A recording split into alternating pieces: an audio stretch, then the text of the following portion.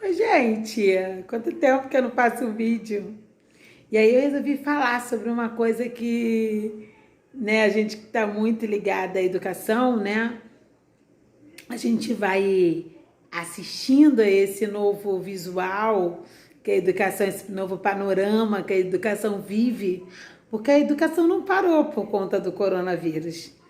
A educação não para, né? Porque a educação é vida, né? Enquanto a gente estiver vivo, esse processo de educação, esse processo de ensino, aprendizagem, ele continua.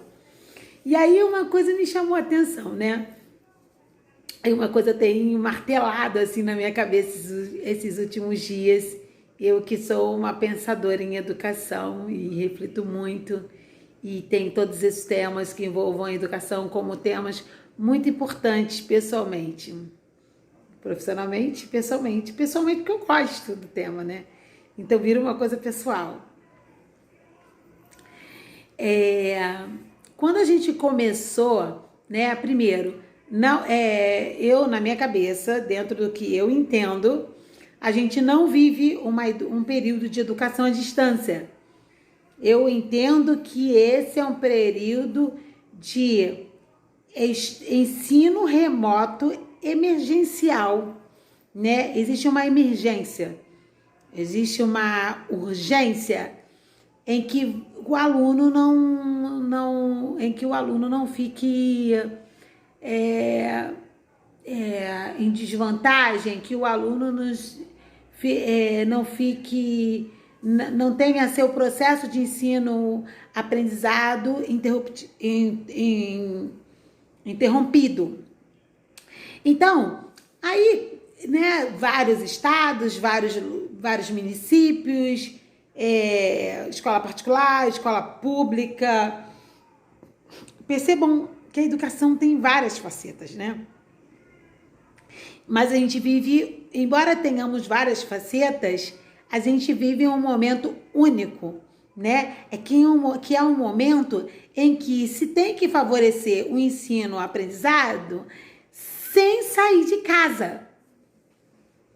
E aí, nesse momento, cada faceta trabalha com o que tem, né? Aí nesses períodos aí tem surgido várias questões, né?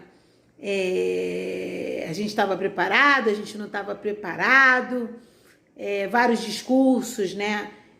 Voltados para o fato de que a educação está no século XXI, mas o professor está no século XX, a escola está no século XIX, e aí com esse período de urgência, a gente teve que encarar o século XXI sem estar preparado, sem ter os recursos para retardar esse processo. Enfim, são vários questionamentos, né? Mas que a educação já apontava para isso, já apontava, né? Esses dias eu assisti uma live da educação na China, né? De uma pessoa que mora na China e que trabalha com a educação na China. E aí essa pessoa e começou tudo isso na China, né? E aí essa pandemia. E aí a pessoa dizia que a China está assim há anos-luz, 5G já vai estar lá. E que esses mesmos questionamentos, já é uma coisa assim, para ontem na China, lidar com 5G. E que as pessoas lá também tem essa coisa de pessoas que não têm acesso à tecnologia, apesar, né, a escola, estou falando de escola, né, porque meu assunto é escola.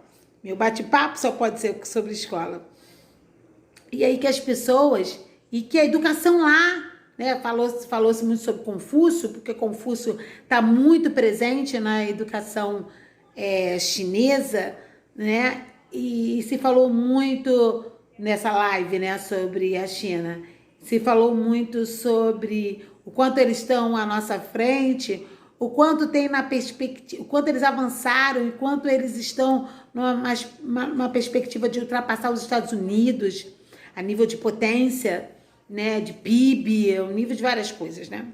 Aí não foi legal de tudo isso, é que depois eles disponibilizaram um livro sobre a China, a educação na China, que eu tô doida para começar a ler. Mas eu vou terminar de ler o que eu tô lendo agora da Viviane Mosé, que é... Putz. É muito bom o livro da Viviane Mosé, cara. A Espécie que Sabe. Muito bom. Tô amando esse livro. Tô terminando já. Mas, né... Enfim. Tudo isso para dizer para vocês que todo mundo, todos os países, todas as facetas da educação pública, particular, de rico, de pobre, de ponta, de base, todo mundo foi pego de surpresa por esse ensino remoto emergencial, né? Não é educação à distância, não é educação à distância. É ensino remoto emergencial, existe uma urgência. E aí, tá bom, existem várias discussões, alguns professores acham que tem que se recusar, outros professores estão abraçando a causa, alguns pais também estão contra, existem escolas particulares contra, existem escolas particulares que já embarcaram. Entretanto, o interessante de eu estar lendo o livro da Viviane Mosé nesse instante é que a Viviane Mosé, enquanto filósofa, ela fala dessa questão das polaridades, né, do lado A e do lado B, do yin e yang, né, do dia e noite, que não necessariamente são contrários e que na filosofia moderna a gente fala do agon, né, e fala dessa disputa, né, de conceitos diferentes, mas que não necessariamente um conceito é diferente do outro, mas não quer dizer que um tem que eliminar o outro, mas que ambos tenham que conviver, conviver numa mesma realidade e deixar de ser excludente. Porque a escola fala tanto de respeito às diferenças, mas me parece que existe uma dificuldade para lidar com a diferença em todos os sentidos do que possa ser diferente e que alguns setores tentam eliminar o que é diferente, tentam eliminar o pensamento diferente. Isso é terrível para mim. Por isso que eu tô assim, num caso amoroso com as ideias de Viviane Mosé, né? Porque ela mostra exatamente isso, né? Do quanto os pensamentos diferentes têm que lidar e aprender a conviver sem querer o tempo todo eliminar o outro, né? Mas apenas aprendendo a conviver com essa diferença. Então, dito isto, estamos vivendo um ensino remoto emergencial, né? E aí, o que acontece?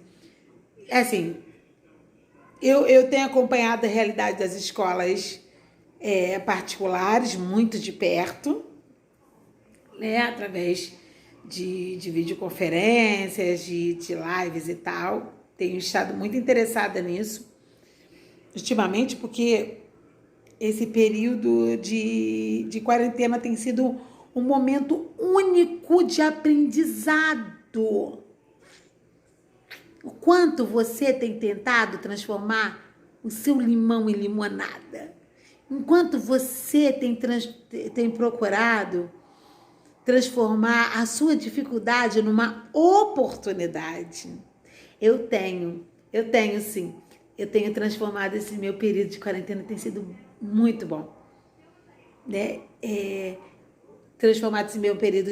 Tem sido muito bom transformar esse período de quarentena num momento de aprender, né? De aquisição de saber, de autoconhecimento. Hoje eu vi uma live da Mônica Martelli. É Martelli que fala? Não sei. Aquela dos Homens São de Marte. Desculpa se eu falei errado. Mas ela dizia assim, que ela pensa, que ela se estuda, né? Que ela tem se estudado há muito tempo. E eu mega que me identifiquei com isso, porque eu também me estudo. Sim, eu me estudo. Porque eu busco muito mais ser feliz, né? Do jeito que eu posso ser feliz, né? E quando eu vejo que uma coisa está me trazendo infelicidade, opa, já era. Eu pulo para uma coisa que me faça muito feliz. Porque eu tenho esse direito de ser feliz. Você também tem esse direito. Mas é uma questão de escolha. Tem pessoas que não escolhem ser felizes. Tem pessoas que acham muito vantajoso estar no papel de vítima. Sabe? Todo mundo sentindo peninha dela. Não. Eu não gosto desse papel. Mas, enfim, voltando ao que tanto tem me passado pela cabeça esses últimos dias, quando se implantou, eu hoje, no tempo que se chama hoje, porque no futuro pode ser que tudo mude, no tempo que se chama hoje, eu sou funcionária pública, então eu posso falar, sim, sobre a educação pública, o que eu vivo nessa faceta, né, da educação pública. E eu tenho trabalhado muito nos últimos dias atendendo os alunos, as suas dificuldades para entrar no Google Classroom, para poder dinamizar, para poder movimentar, né? Porque uma vez estando em uma esfera pública, algumas coisas acontecem, outras não acontecem, mas isso aí é uma discussão muito mais profunda. E aí, me chamou uma atenção uma coisa. Os alunos, quando começam a dinamizar no Google Classroom, eu não sou a professora de sala de aula, eu sou a coordenadora pedagógica.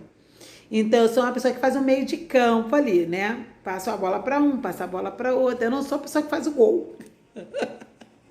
Mas eu sou a pessoa que passa a bola, mas passa com prazer. Se for para eu ver alguém fazendo gol, meu querido, eu adoro ver as pessoas fazendo gol. Eu bato palmas para quem faz gol. Eu adoro passar bola. Se eu perceber que eu estou passando a bola e eu estou sendo o último, meu Deus, que alegria! Ganhei meu dia. E aí, nesse passar a bola, o importante da pessoa que passa a bola, ela não tem a responsabilidade de fazer o gol. Por isso que eu faço um golzinho aqui, outro ali, mas eu não tenho a responsabilidade de fazer o gol. É que a pessoa que passa a bola, ela passa a bola e ela tem uma chance de parar e observar e analisar para perceber onde é que ela pode passar a próxima bola e como é que ela pode ajudar a que as pessoas façam os gols delas, entendeu? Isso pode ser muito prazeroso.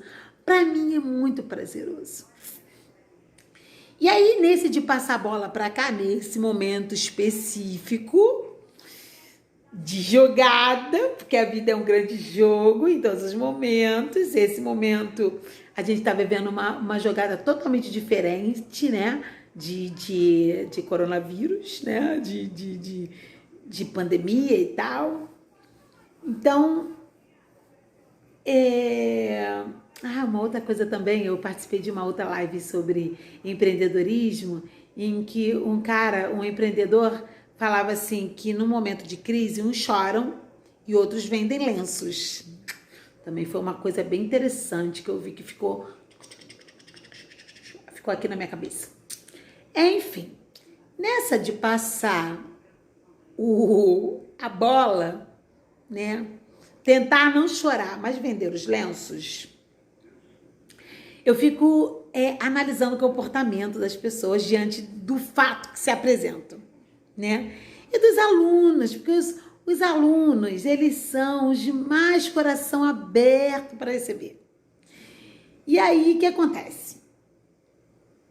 Primeira pergunta dos alunos, olha só. A nossa realidade é esta, neste momento, não podemos ir à escola. Vocês têm essa possibilidade, porque a vida é cheia de possibilidades. Existe a possibilidade também da pessoa não fazer nada do que a gente está apresentando. Sim, claro. Vai se martirizar porque a pessoa não está fazendo. Por quê, meu irmão? Meu irmão. Por quê, meu irmão? Você dá a possibilidade, a pessoa não fez. Você vai se martirizar? Nada. Passa a bola e vê o que a pessoa faz. Se ela ganha o campeonato ou se ela deixa passar. Aí é com ela, você já passou a bola. E aí vê o que ela faz com o que você deu. Agora você vai ficar triste porque a pessoa não fez? Ah, tá de brincadeira, né? Avança, passa a bola e avança. Que a vida é cheia de infinitas possibilidades. Numa dessas que eu passei a bola, né? Enfim, que eu tava lá falando com os alunos, como acessar a plataforma, ver como os alunos estavam acessando a isso. Muito legal a rede de colaboração, gente. O que esse período tem sido de rede de colaboração? Como as pessoas têm colaborado umas com as outras, sabe? Pessoas se oferecendo para ajudar é o que mais tem, né? Eu tive alunos falando assim, olha, eu consegui entrar. Hoje eu estava conversando com um aluno. O aluno tem mais de 70 anos, do EJA. Ele não estava conseguindo acessar a filha mais nova. Estava tentando entrar, estava com dificuldade. Aí eu falei assim, já sei, minha filha, porque é preciso descentralizar. Porque se você centraliza tudo em você, a coisa trava. Então, eu sei quem são as pessoas que sabem movimentar o site. O que eu fiz? Eu peguei essas pessoas e botei umas para colaborar com as outras. Então, esse aluno tem 70 e poucos anos, não estava conseguindo acessar a plataforma. A filha não estava conseguindo acessar. O que eu fiz? Peguei um aluno que já sacou e que já ajudou, botei um em contato com o outro. Engajamento, sabe? Quem estava engajado foi ajudando os que estavam com dificuldade e criando uma corrente de colaboração. Isso é super legal de ver, porque aí a gente percebe o quanto o ser humano, ele ainda é muito legal, né? Muitas vezes a gente pensa, caramba, sabe? A gente lida com tanta gente que a gente não queria estar lidando.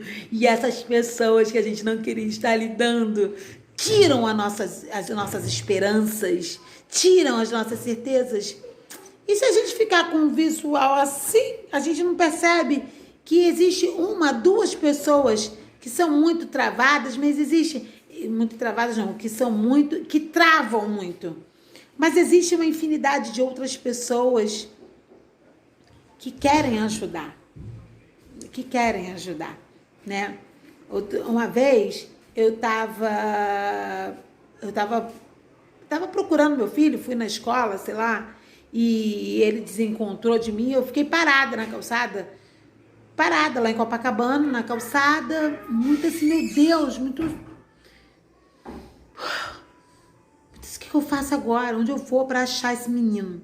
E do nada uma pessoa que eu não vi de onde surgiu parou e falou, você precisa de ajuda? Você quer que eu te ajude? Porque você tem muita gente querendo ajudar, tem muita pessoa de coração. Cara, cada vez que eu percebo isso é tão bom. Mas enfim, existe uma rede de colaboração, existe muitas pessoas querendo colaborar, colegas com colegas, alunos com alunos, alunos com professores, professores com alunos. Existe muita gente querendo colaborar. Abra os olhos e vejam isso. Não fica olhando só quem quer travar. Para de olhar para essas pessoas. Olha para a infinidade de pessoas que estão abrindo possibilidades. Enfim, a gente tem se saído bem nessa rede de colaboração. Mais uma vez, todo mundo ok. Passamos dessa fase, todo mundo tá ok, todo mundo entrou na plataforma. Tá todo mundo acomodado, todo mundo visualizando, um professor mandou mensagem, o aluno respondeu. E vamos para a próxima fase. Antes do iniciar, porque existia um momento que era a ambientalização. E aí, antes de iniciar o trabalho em si, primeira pergunta que não quer falar. Primeira pergunta que não quer calar. Vale nota? Vai ter prova, vai ter avaliação. E aí, caramba, essa pergunta me bateu de frente. Claro que esse é um questionamento antigo dentro da escola e que só está indo agora para um ambiente virtual, né? O quanto o aluno não entendeu ainda que o objetivo final da escola não é uma prova. O quanto o objetivo final da escola não é o passar de ano. O objetivo principal da escola é o aprender. É o aprender, que é o tesouro mais precioso que você pode ter de uma escola. é o quanto você aprendeu com ela e não a nota que você obteve num dado momento, num dado bimestre, primeiro bimestre. Primeira coisa, nenhuma avaliação tem sentido de terminalidade. Não. Toda avaliação, ela quer indicar, ela deveria querer indicar qual é o próximo passo que o professor deva dar. Eu lembro de um livro muito interessante que uma amiga me emprestou para ler, que era da Khan Academy. Não sei se eu falei certo, porque em inglês eu sou uma lástima, né? Mas é uma academia lá, né? Khan, vocês devem saber o que eu tô falando. Mas enfim, o nome em inglês eu não sei muito bem. Mas a essência do livro eu sei. E o que eu mais guardei desse livro foi o seguinte. Ele falava assim, que quando o aluno, vamos supor, a média é 5. O importante não é, tirei 5, passei. Não. A reflexão que tem que vir desses 5 é, se você tirou 5, a média é 10, se você tirou 5, significa que daquele conteúdo você só aprendeu 50%. Isso significa que existe 50% que você não aprendeu. Se você tirou 5, significa que metade do que o professor ensinou, você não aprendeu nada. Foco nesses 50 que você não aprendeu. A avaliação tem que indicar que após essa avaliação, esses 50% que você não aprendeu precisam ser revisados. Mas na maioria das vezes as pessoas digam, caminhe em direção à luz. Vai, próximo. Isso é um absurdo. As pessoas estão sempre com a pressa de chegar ao Egito. Chegar ao Egito é uma expressão que uma professora da universidade, quando eu estava fazendo pedagogia, ela dizia que ela trabalhou no Egito, né? E que num determinado período de escolaridade em que ela trabalhava, o último conteúdo histórico era Egito. E que as pessoas queriam chegar no Egito apressadamente, sem pensar no que ficou para trás e que as pessoas não aprenderam, né? Uma avaliação, ela precisa indicar o que você qual é o importante. Ela tem que indicar o que você tem que revisitar no próximo bimestre.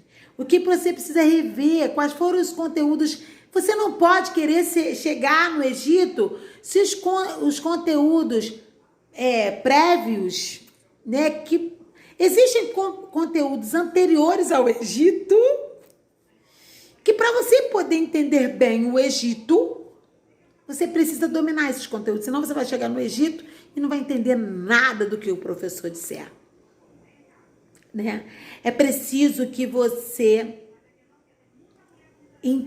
tenha domínio dos conceitos prévios, dos conteúdos prévios. Prévios é antes, né? Então, um exemplo. Para você entender multiplicação, você tem que entender adição. Se você não entender uma continha de mais, que é adição, entendeu? O mecanismo de uma multiplicação vai ficar muito complicado. Então, o conteúdo prévio de multiplicação é adição. Existem conteúdos prévios que te fazem entender o que o professor vai te dizer agora.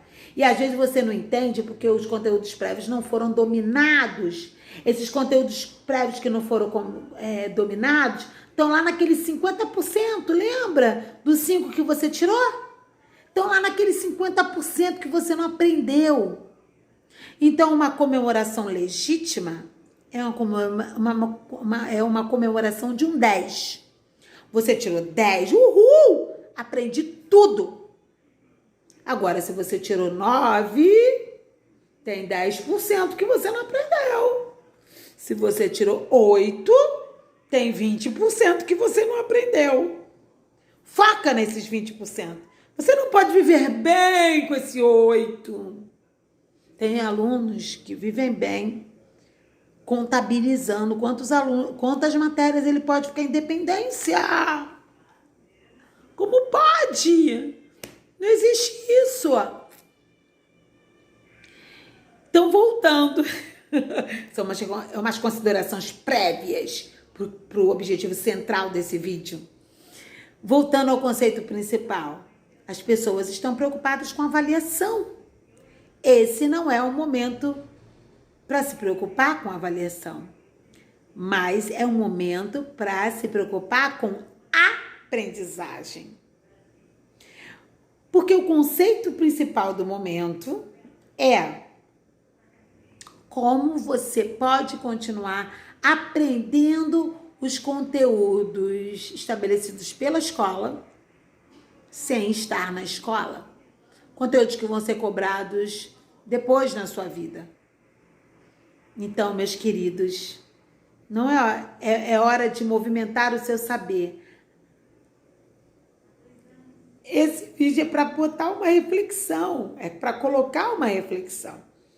Que não é uma reflexão nova, é uma reflexão antiga, de quem está envolvido com a escola. Quem está envolvido com a escola já percebeu que essa é uma ferida da escola, né? Essa coisa de se preocupar com a nota e não se preocupar com a aprendizagem. Né? O cara que está perseguindo uma nota e não o seu saber é aquele cara que fica muito tranquilo em tirar uma cola, em colar na prova, né? Em fazer uma maracutaia lá para dar uma resposta que você não sabe, que você pegou de alguém. Saiba que um bom professor, ele aprende com os seus erros. Ele vai saber o que fazer a seguir com os seus erros. Então, se ele não percebe qual é o seu erro, ele não pode voltar o conteúdo, ele não pode planejar uma nova aula para te ajudar, se ele não sabe o que você erra. O erro é essencial. Então, para quem está entrando em aplicativos, em apps, aplicativos é a mesma coisa, né? Quem está entrando nessa coisa da educação remota, do ensino remoto emergencial, isso é uma coisa que não é uma coisa que está... Isso que vocês estão vivendo aqui não é uma coisa... Esses questionamentos que estão vivendo aqui não é uma coisa exclusiva no Brasil, não. Está acontecendo no mundo inteiro. Então, movam ali, bote suas dúvidas, coloque suas dúvidas, mobiliza. Esse é o momento de saber, do aluno sair da passividade da sala de aula. Esse é o momento em que está sendo colocado em xeque o aluno protagonista, o aluno como ser ativo da sua aprendizagem. Porque o aluno que não conseguir se colocar como ser ativo na sua própria atividade, vai ser o aluno passivo, que só recebe e não movimenta essa roda que se chama ensino-aprendizagem, esse aluno vai ter sérios problemas nesse período. Mas resolução de problemas é uma especialidade da escola. Quando a gente voltar, a gente vê como resolve.